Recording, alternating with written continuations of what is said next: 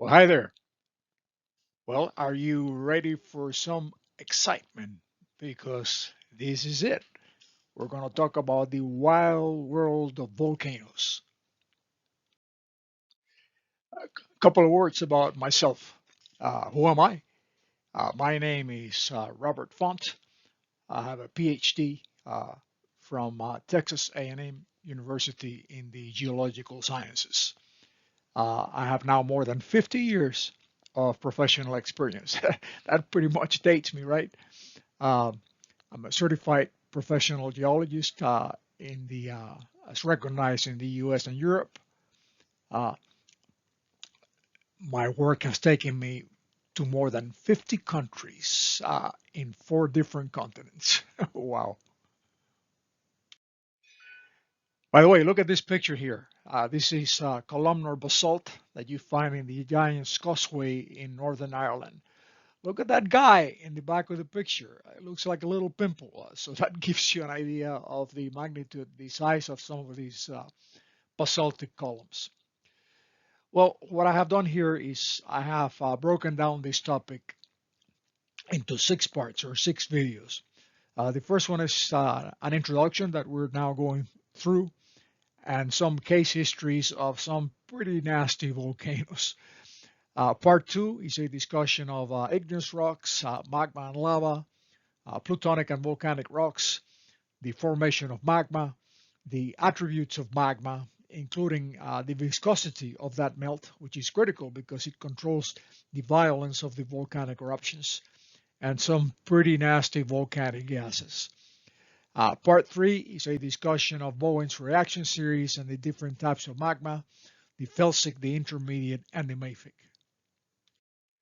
By the way, in this picture here, I'm standing with Mount Vesuvius in the background. I stand on one of the streets of the ruins of the city of Pompeii.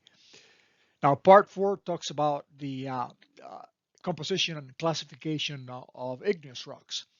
Uh, part 5 talks about the what comes out of the volcano, from pyroclastic debris to the different lava types, pahoehoe and a'a.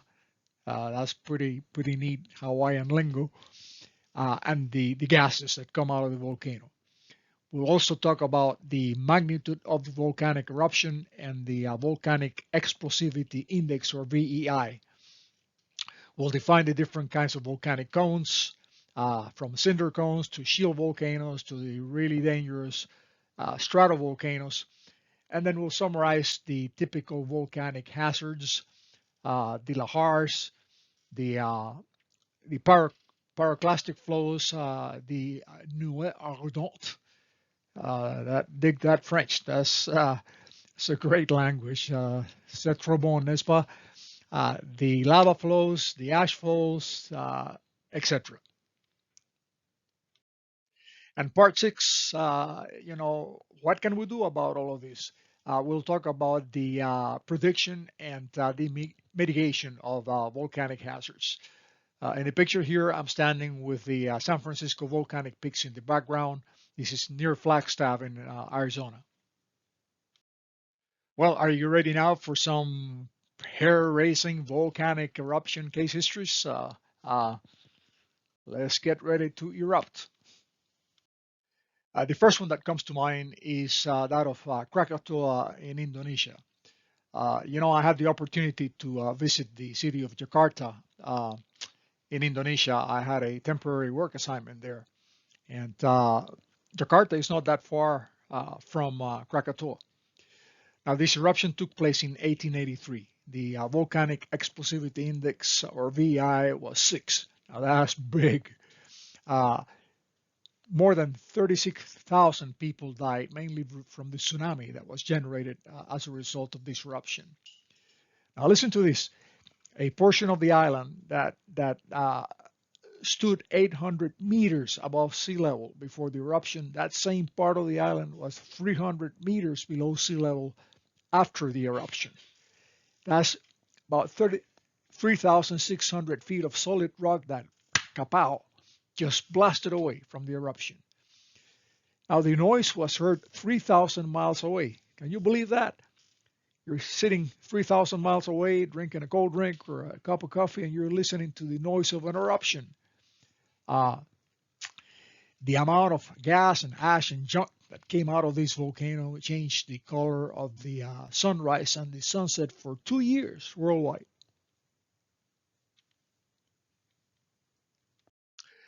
The next one here is the eruption of Mount Pelée on the island of Martinique in the Eastern Caribbean.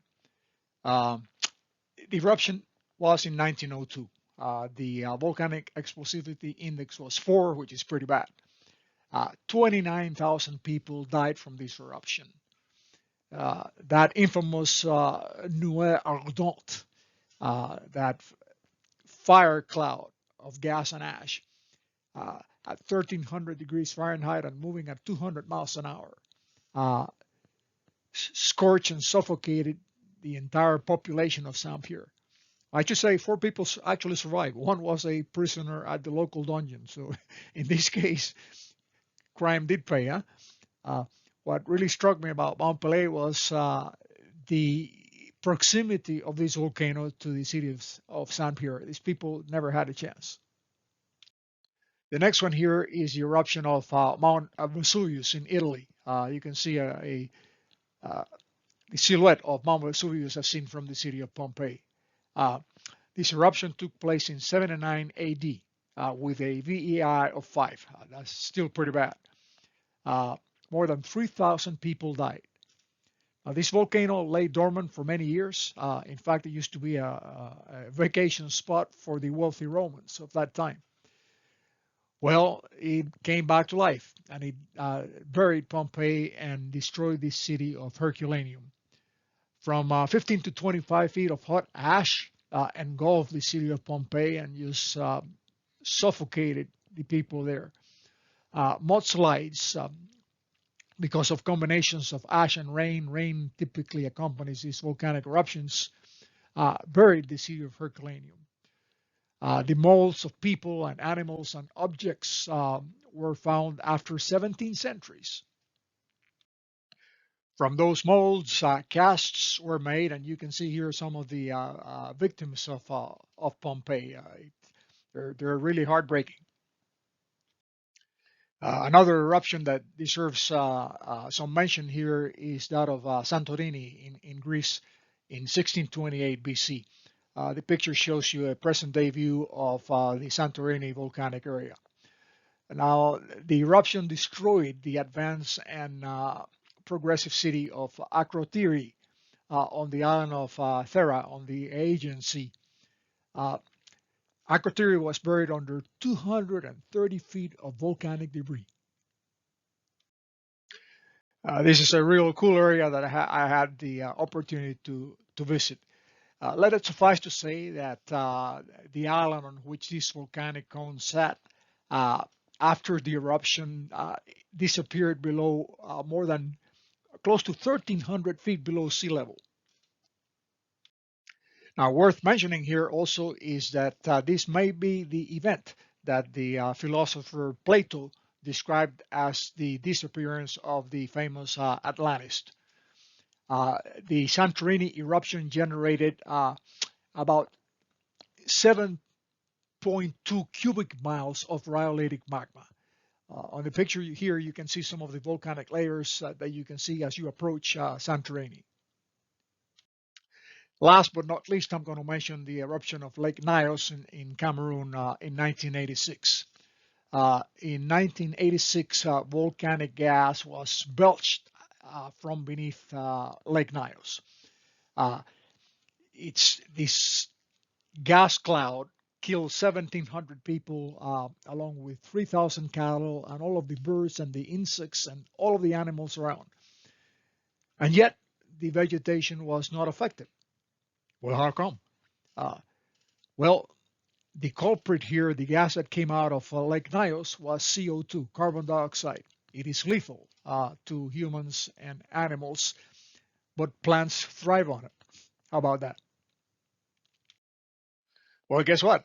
This completes part one or our first video. So hopefully you're excited. So see you in part two.